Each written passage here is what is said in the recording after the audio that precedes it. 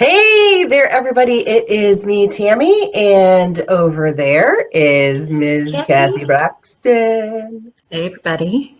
All right, all right, all right. Okay, Once again, Matthew I'm channeling, McConaughey. Woo! She's getting ready for the Oscars. I'm Hooray! channeling my inner Matthew McConaughey. Thank goodness. Okay, so we are talking care options. Eek. Yes, this is going to be a very heavy topic. This is going to be, this is some torrential terrain that we're going to be stepping into, because I think what you and I like to do is not just give the facts, but we also like to talk about real life scenarios, which can be a little bit daunting at times. Absolutely. I think we could sit here and we could read off a list of what is an assisted living, what's a memory care, what's a, supportive living, what's a rehab Nursing center, home. what's independence, all of that kind of stuff. We could bore you to tears. And I'm And sure, if you want to be bored to tears, there's a blog that'll have all of that information in it. But we're not going to reiterate that. no, we're not. We want to, because what happens is even though you have that list of everything, what are all these communities? I think what happens is we get really confused by all of the terminology and all the things that are going on.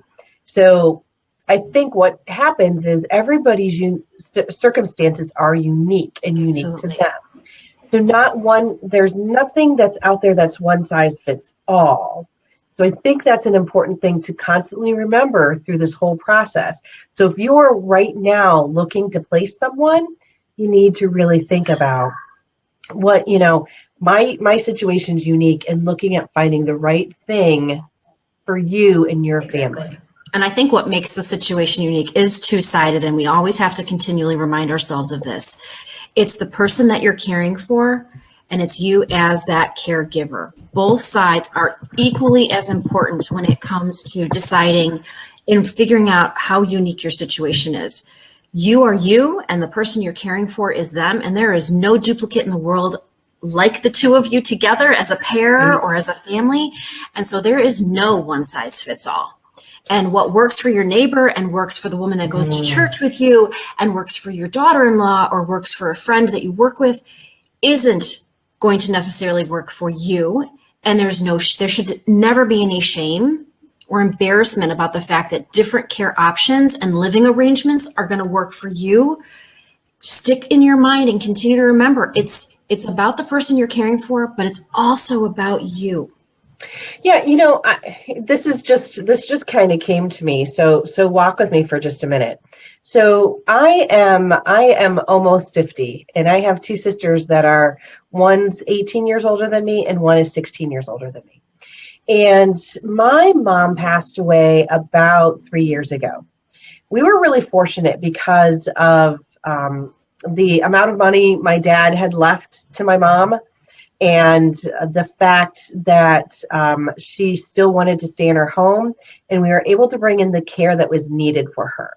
So we were able to make these really intimate decisions for her in a way that was best for her. She was blind. She was someone that had been blind for a really long time. So she was in her house that she lived in for 40 some odd years. So she knew every place where everything was, right? So that was something that was important.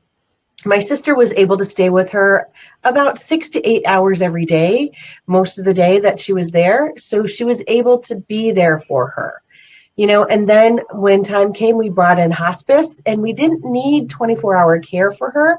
We were still able to get along pretty well. Mm-hmm. Now, let me tell you, if things were switched up and say I was the only caregiver to my mom at this time, when she was very sick, I was a single mom.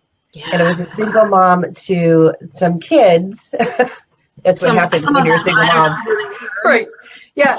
My kids were in high school and just getting ready to graduate, and keeping a job, dealing with those two munchkins, one with type 1 diabetes, and mom, would I have totally approached this in a different way? There's Probably. I probably Yeah, isn't would that amazing? really different. Siblings within the same family would have even addressed it differently, just because your life circumstances are so different. Right, right. And Absolutely.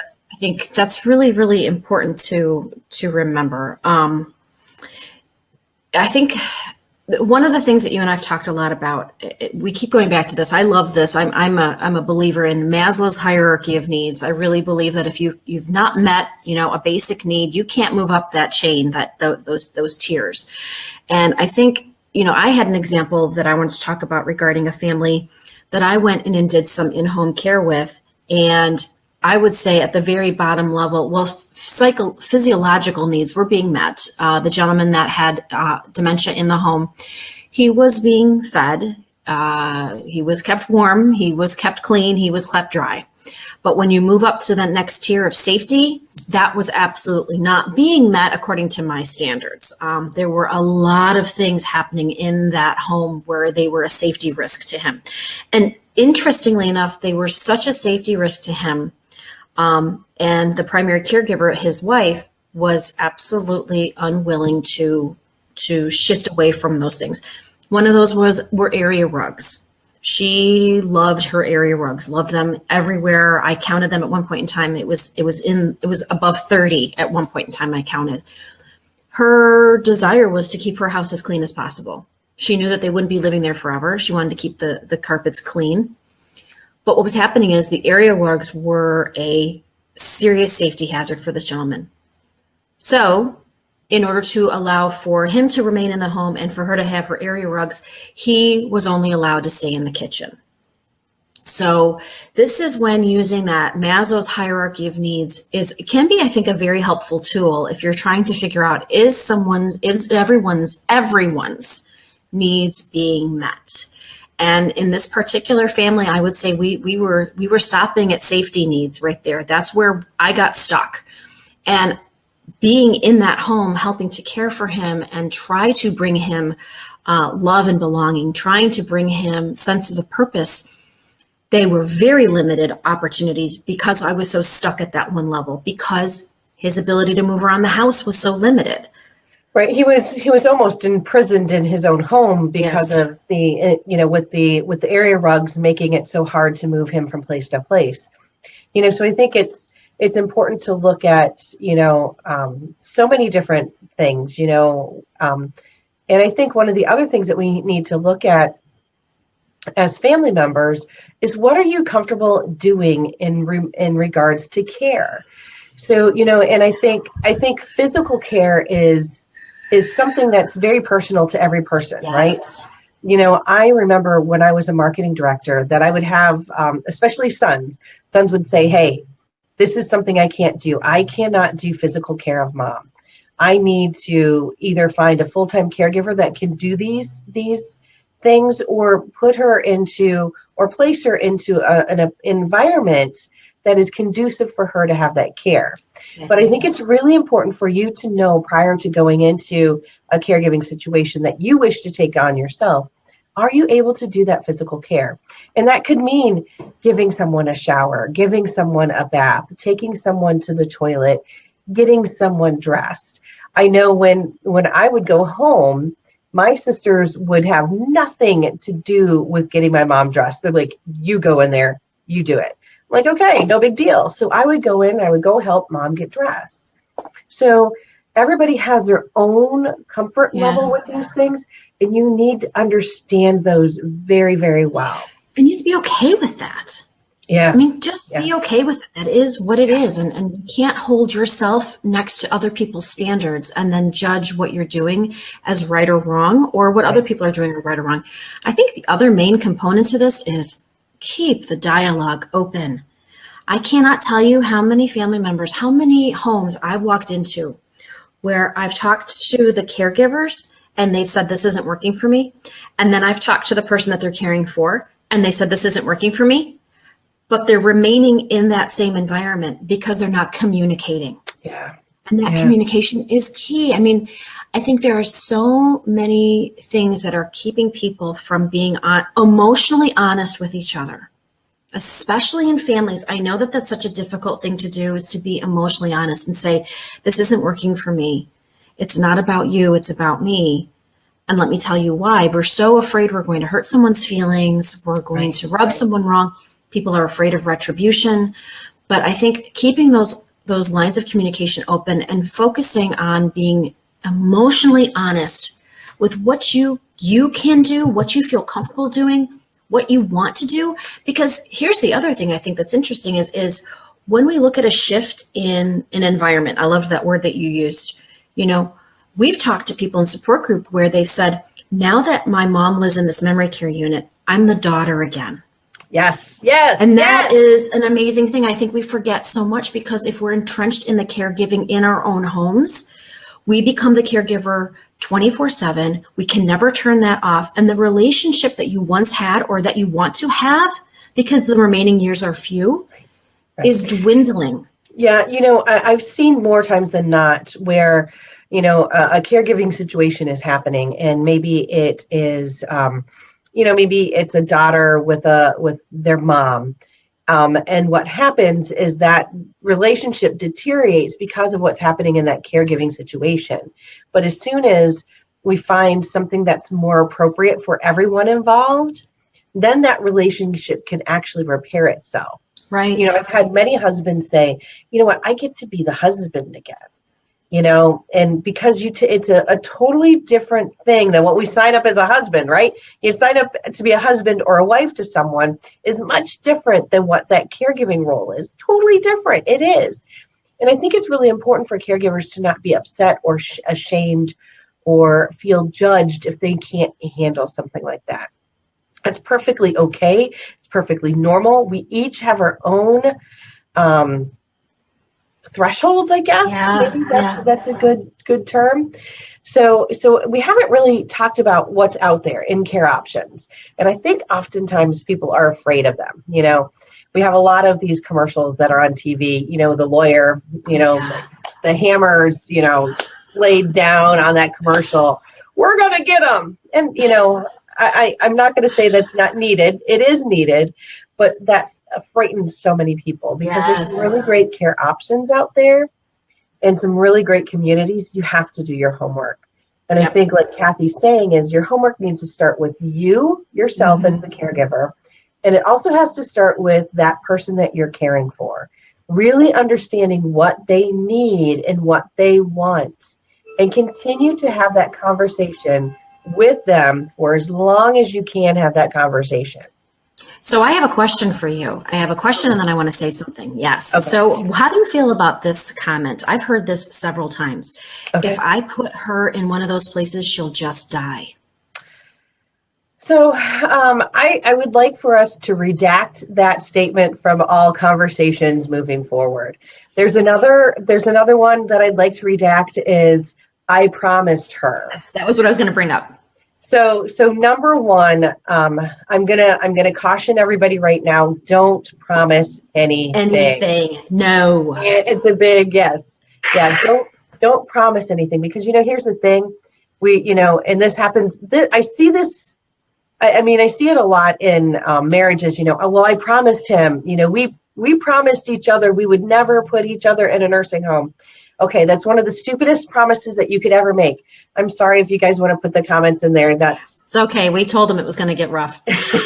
Well, and the reason I say that that's the stupidest thing is you don't know what the future will hold for you.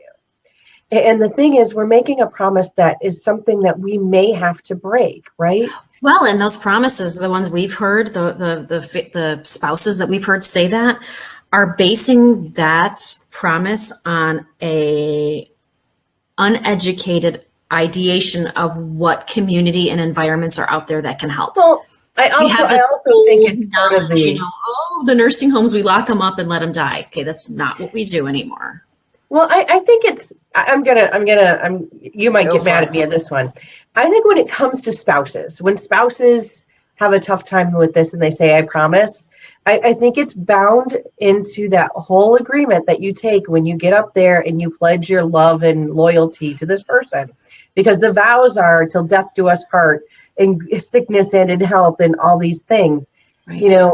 But I want you to know that there's no promise that says in those vows that you take that I will not that I will never put you in a nursing home. I think it's important that we look at that those vows that you take. Sickness and health may mean that you need to get some help to help that person during those times of health that's not really great for them. That's So right. I think it's just something that you need to look at that. I think, unfortunately for many people, we still think, oh, if we put them away in that home, people just put them there to die, right? That's not the case. No, Not the case. people can and do every day thrive in the environment once they have found one that works best for them, once they have found one that allows them to be that social person they used to be, or have the quiet time that they've always craved. I mean, every person has something specific and individual to them, and whatever environment you choose for them, let's hope that you can help them to meet that need. It is not, it's about where are they going to thrive? Right. You know what? And I think that's the key. And then where's your relationship going to thrive? Yes. And I think the key I'm going to repeat what you said. It's when you find the place that's right for them, then they're going to thrive. Yeah. You may, and sometimes, unfortunately, sometimes it's the third time's a charm, right? And we often get pushed to make decisions that are pretty quick. Oftentimes a hospital forces your hand to make a decision. Don't let them do that. I'm telling you here right now, don't let them do that. But we feel forced into making a decision. I encourage people to go and look at communities wherever you're at, take a 5-10 mile radius. Look at what your options are in that area. That's right. And there's another fabulous blog that's going to be on our website about how to tour a nursing home like that. And the one big key in there is do it when you're not in crisis. Oh, yes. And that's huge. The only promise I would want anyone to make to me is what I value the most is that I would like this to still remain beautiful. And so you and I both have vows with our children that they will take care of this wherever. Right. Make sure this is taken care of. That's it. Yeah, you know what? I think it's really important to do it when you're not in crisis. Part of my 20 some odd year career, I worked heavily in admissions and marketing. And in that time, I had one person come and tour one facility, and they weren't in crisis. And it was a woman. She's like, you know what? She's like, I'm preparing for myself. I am touring all the places in this area. And she's like, I'm not sick. I'm not anything. I just want to know what's out there. I want to know what my options are. She had a notebook and she went to all the places in the area. It was beautiful because she wasn't in crisis. And so many families are making that decision in a 24-hour period when they shouldn't be. I have a hard time picking between, do I want a Diet Coke or a regular Coke today? Milk chocolate, dark chocolate, right? So now we're talking about a decision with a loved one. We shouldn't make it in 24 hours, right? No. I think it's super important to look at those things, go and tour. Don't go and tour between 9 and 5, 8 and 5. I want you to tour outside those hours. Yeah. That's really important as well. Or come in and tour that place 3 or 4 times during office hours, in the middle of the night, in the afternoon, really early in the morning. Yep. Really important to do that. If they make the cut and you go in at 3 in the afternoon and they make that cut, go back again at about 7 o'clock at night. Yes. Not the same day, maybe another day, whatever, but yeah. Right. Go when the staffing ratios. Oh, yeah. Definitely need to do that. You got to vary that up. So, yeah, I mean, if you want to be bored to death with this topic, there's going to be 2 blogs on our website. There's going to be one that's going to just pretty much spell it out for you. Assisted living, memory care units, what is a nursing home? It even gives you a little bit of information in regards to financial, because that's a big question a lot of people had. And then there's going to be another blog that's, I think, print this baby out. I encourage you, print this baby out. It's going to give you tips on how to tour a nursing home and assisted living anywhere that you're looking for that's not your own home. Questions that you can ask, things that you can look for. And that's going to be a great guide. And again, as Tammy said, do it without being in crisis. But as our Facebook Lives always are, We just don't like to bore you to death. We like to discuss things that sometimes are not easy. And I would have to say, that's probably why the majority of the blogs out there right now about environments in which older adults can live in are pretty boring, because people are really afraid to step into this, but not you and me. We could all, and here's the thing, we've talked for about 20 minutes. We don't want to bore you any longer on this, but we definitely want to hear from you. Send us an email, sdti@dementiaraw.com. Send that to us. Ask us a question. You're not sure what to do, where to go. We can guide you in that. We would be happy to do that. So I will put our email in the comments.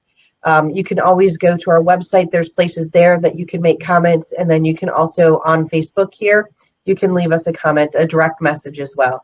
So we'll try to help you the best that we can in regards to this topic. Yeah, and this topic, actually, there's going to be a third blog on the site as well regarding this. And it's really kind of digging into what we've talked about today. And you're going to have an image on there of Maslow's hierarchy of needs. And it's going to walk you through, you're just asking yourself some introspective questions, not just questions about your loved one, which are very, very important, but also questions about yourself. Because as Tammy said, it was so true in what you said. I mean, we all have a different threshold, and we all have a different threshold in our emotional abilities and our physical abilities. And there are so many options out there. And that's okay. It is totally okay. Whatever your threshold is what your threshold is. Let's work to figure out how we can find the best possible experience for everyone that's involved. That's what I would suggest. That would be my biggest suggestion. Absolutely. Awesome. All right. So those blogs will be coming out this week for everyone. Look for them. Either some will come out later today and the rest of the week. So look for those. And Kathy, you put your finger up, so you have something else to say. Nah, who knows? It's gone. Okay. I guess this doesn't work. All right. So we want to thank everyone for watching. We'll be back next week. Next week, we actually have a special guest, Karen Lead. She's an author. She has written one book where she talks about her experience with her mom with dementia. She is currently in the works of writing another book, and this book is all about Alzheimer's. So I'm excited to talk with her further about her experience with her mom. So without further ado, we're going to end our Facebook Live here, and we'll talk to you next week. That's right. Take care, everybody. Bye-bye. Bye-bye.